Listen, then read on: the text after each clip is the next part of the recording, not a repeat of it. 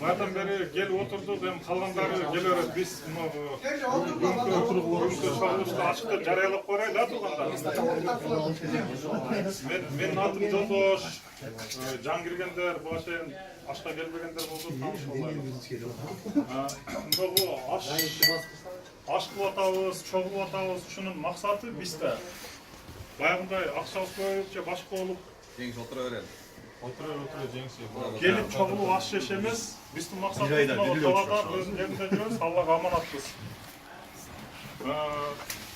Жердештер, мекендештердин ынтымактыгы да биздин максатыбыз ошол.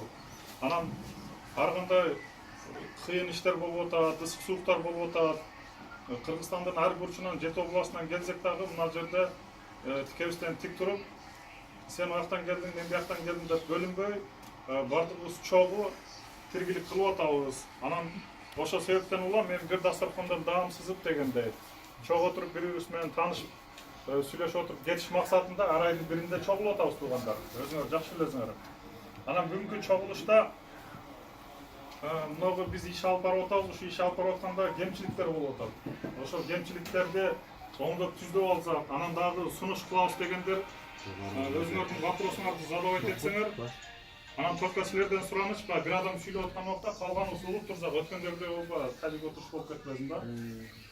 Порядок менен тартип менен кол көтөрсөңөр, анан очередти беребиз, туруп оюңарды айтып дегендей. Кошумчаңар болсо, анда сунушуңар болсо турганда ошондой кылып бүгүн иш алып барып, жакшына кемгетибизди сүйлөшүп, чечип алайлы, анан жакшына отуруп ашыбызды жеп, бири-бирибиз менен таанышып, сүйлөшүп отуруп, анан таркап кетели тургандар, Анан Раша кандай кылайлы эми, Нурлан?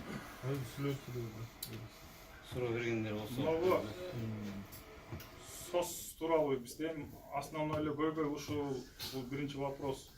Экинчи вопрос, могу кайрымдуулук кылып атабыз да туугандар. Садака иштерине жардам берип атабыз.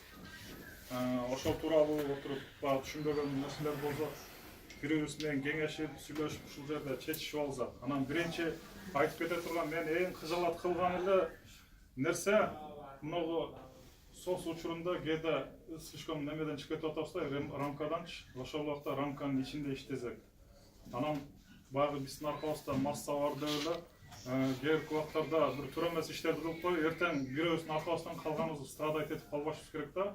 Ошого мен көптөн бери баягы телефондон же WhatsApp'тан айтыш неудобно экен, бир чогулганда айтып жеткизем деп жүрдүм эле, мына бүгүн убакыт келди, айтайын. Анан